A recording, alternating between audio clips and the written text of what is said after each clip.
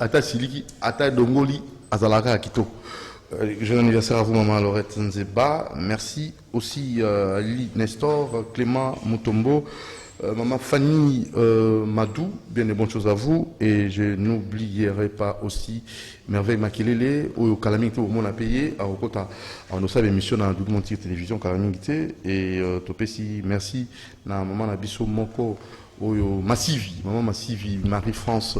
Maman Massive Marie-France, Alobi, aux 19e arrondissement à Paris, partenaire mon aîné, il y a Doudou Monti TV, Moron Djambé, équipe Mobimba, Alain Capon, tout le monde, Olivier, Fiston, tout le monde est retiré ça, s'il vous plaît, maman Fanny, maman Nabiso Massivi, Marie-France, Alobi, va sentir, ça me l'eau pour notre Monti TV, partenariat en haut, et ça ne parle pas de visible. Tout le monde est assez les lots dans ma camoula très capital. D'abord, blocage au niveau de la désignation de la présidence et aussi congolité, origine de la congolité. Le bourré va congolité ou tawapi et bandawapi.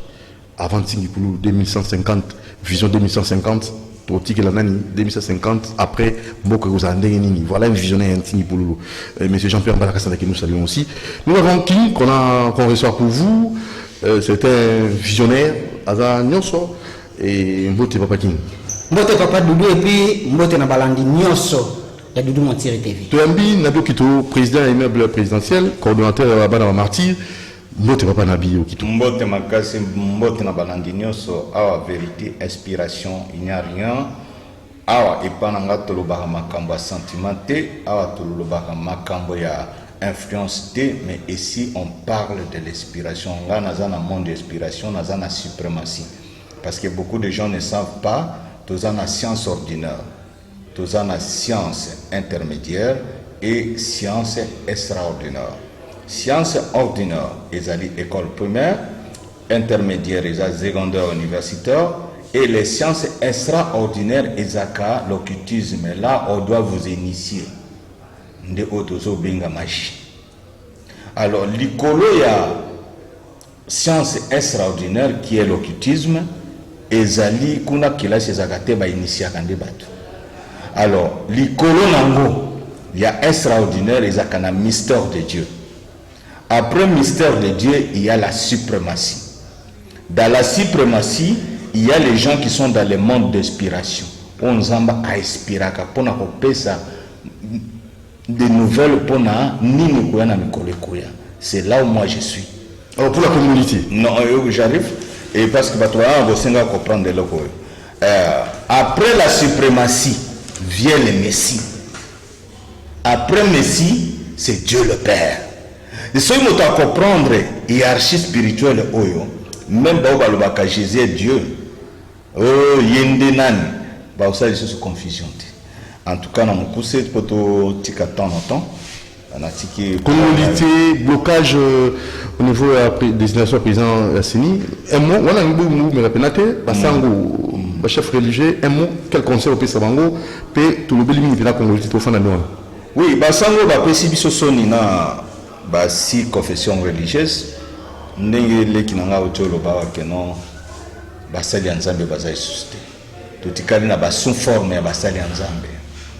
Ils n'ont plus même honte, même à la télévision, que ça la confusion devant les bandits. Dites-moi au bébé spirituel. Tout ça que sunga bango nani. Alors, les lois, ils ne sont pas capables de désigner Moutou. Et commis assemblée à tracher. Est-ce que vous comprenez à quel niveau nous sommes nous? Basali Nzambe et Zasson. Alors, la proposition c'est laquelle? Proposition car de la présidente Bango, lui de jouer, je n'ai pas joué, j'ai à la Mouka, plein à la Mouka. Oui, c'est catholique, c'est toujours dans l'opposition parce que lui, il est opposé à Dieu. Peut-être autour de Bawa, Kim. Alors, les synagogues yaba satanique. Ce sont les missionnaires, il y a synagogue satanique dans le monde. Ils n'ont pas là pour défendre Dieu. Banani va réduire la Bible. Banani va cacher la Bible originale. Ce sont les Vatican. Banani va demander plus de 1350 ans baboma ba chrétien du colo la Bible. C'était qui? C'est les gréco-romains, c'est toujours Vatican.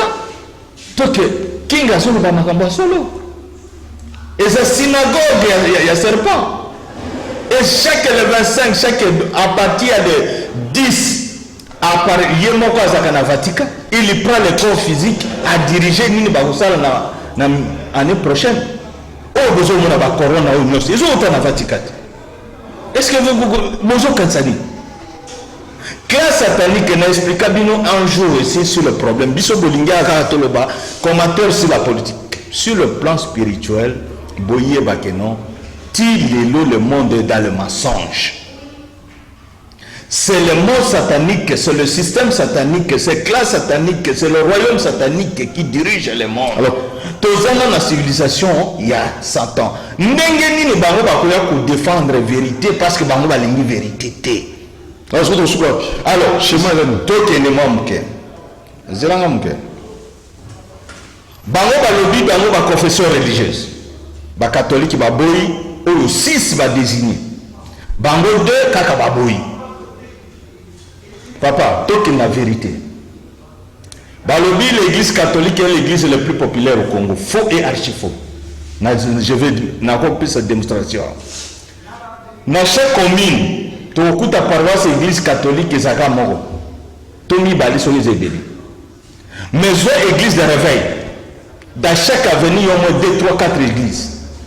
Bato combien tu as l'église de réveil? Comment beaucoup de système la classe satanique et à romain, il y a non, l'église catholique est plus populaire. Faux. Zo église de réveil. Zo église Kimbangis, Sangisa. Est-ce que l'église catholique a fait fou katamke? Jamais du tout, mon frère. Et ils se bloquent seulement de. Dans votre conférence nationale, les évêques acquis, c'était qui? Monsengo, Naksangani. Tout beau tam Namboko, papa. Au Bosani, les évêques acquis, l'époque à Mobutu, à partir de Kisangani. Qu'est-ce que Mobutu disait? Les gens qui ont trouvé des prêtres, qui ont ici des prêtres na Isangue. Les gens, ils ont l'opportunité de parler dans la conférence nationale Kakufingangai. Mobutu n'a pas parlé de ça. Banane baziksa. Nana boma plus de trentaine de aziksa basango plus de trentaine na Isangue. Quand bateau tombé travailler ma bonne c'est ça. Alors la solution? Tolobi boye. Église qui pangiste tango toujours zonga muke papa bana bazana histoire na ndako ko to lo baga histoire ambo on a dit 15 minutes c'est quand même 15 minutes tikato lo bilaka eloko wana parce que lui aussi va parler. Oui, il va parler na oti kila isiko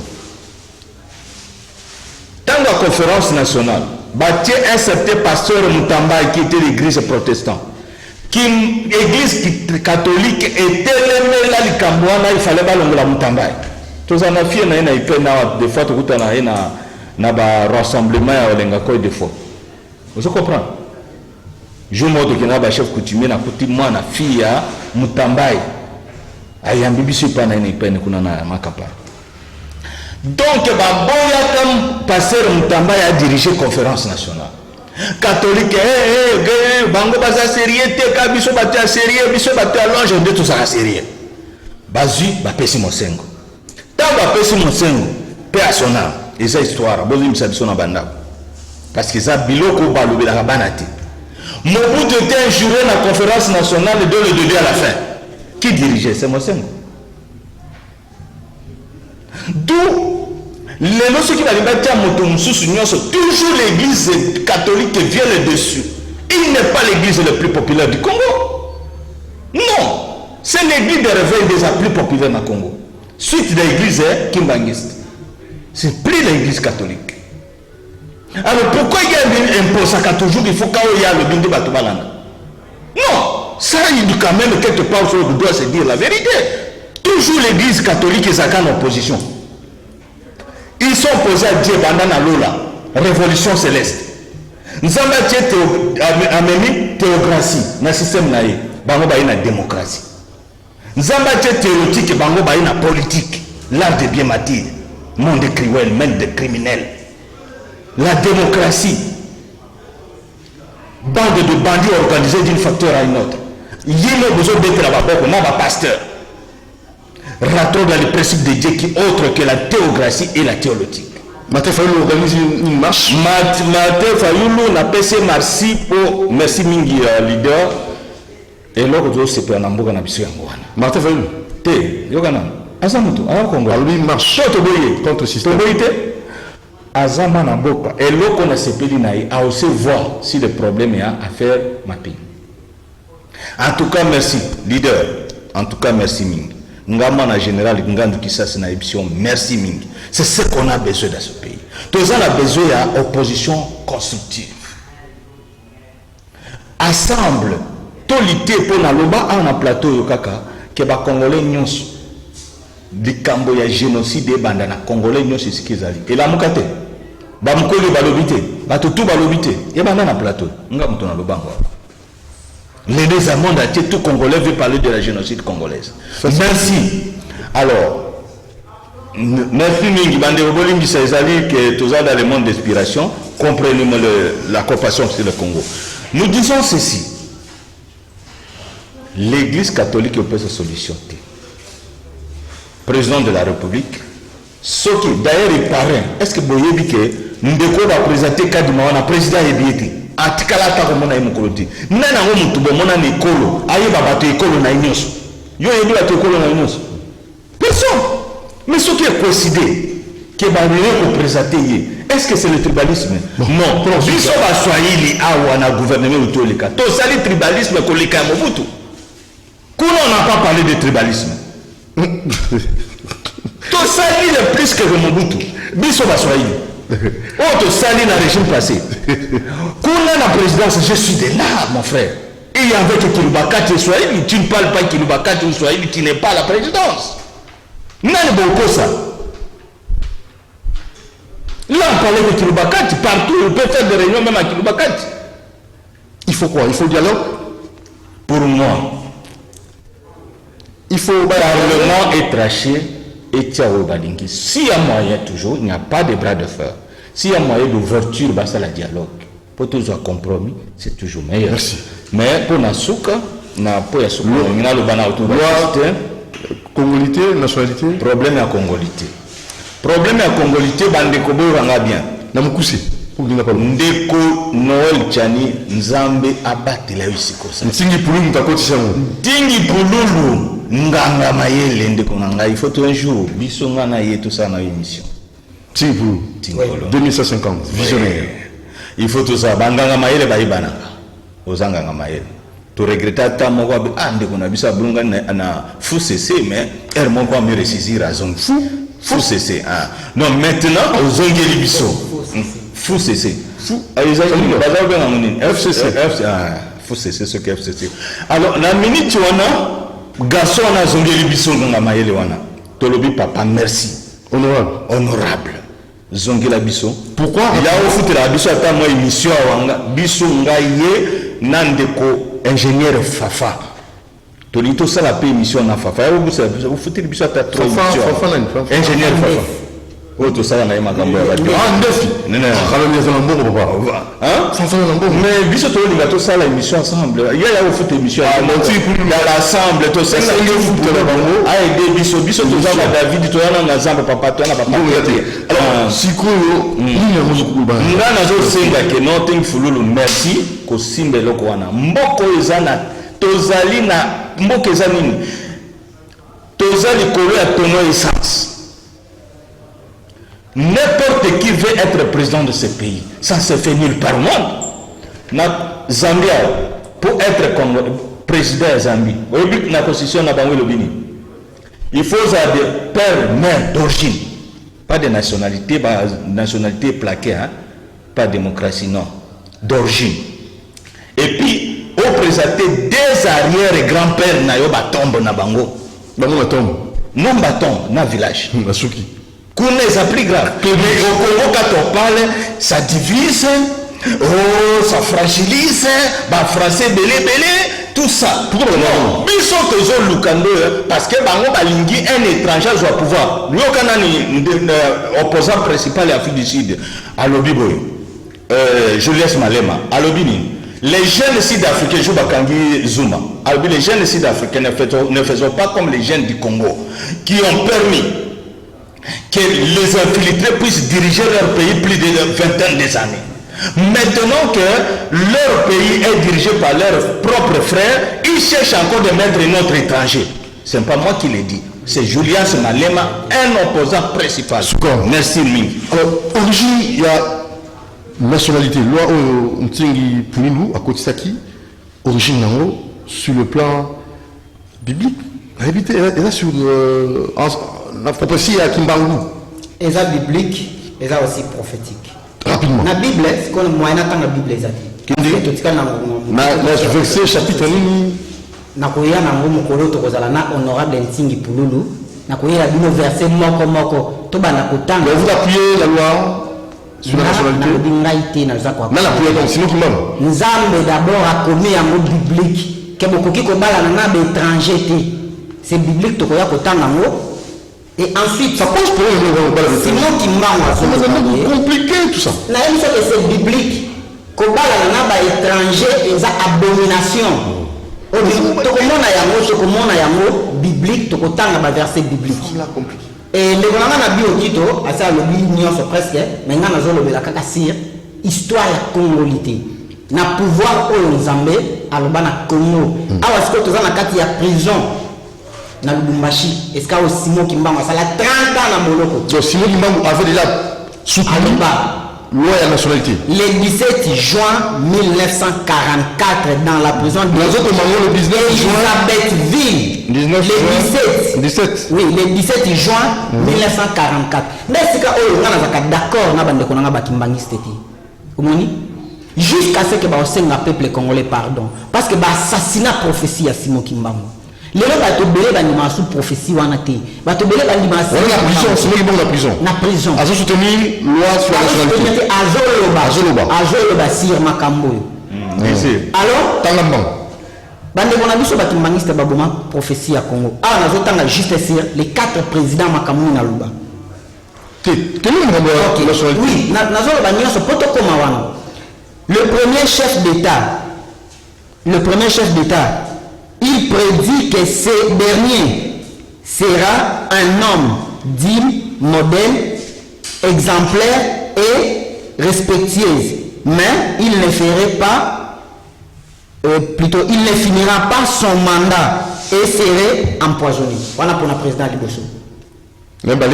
Yami Balé à l'Obibo. Le deuxième chef d'État, il serait un grand voleur, destructeur et détourneur de biens publics sous son règne. Les enfants seront des bravés. Ils ne respecteront pas leurs parents. L'économie du pays va sombrer. Il y aura beaucoup de voleurs dans le pays et les peuples seront plongés dans la misère noire. Ce président-là serait totalement rejeté par le peuple et il serait chassé du pouvoir. Et le troisième Azolo Babou. Le troisième chef d'État, ce dernier ne ferait pas longtemps au pouvoir. Sa mauvaise politique divisera le pays en plusieurs parties ou foyers de tension. La criminalité serait au rendez-vous. Il y aura beaucoup de voleurs et détourneurs de biens publics. Lui aussi, comme les seconds, serait rejeté par le peuple et chassé du pouvoir. Maintenant, on va expliquer dans le deux. Pour la troisième. Quatrième, c'est quoi? Oui,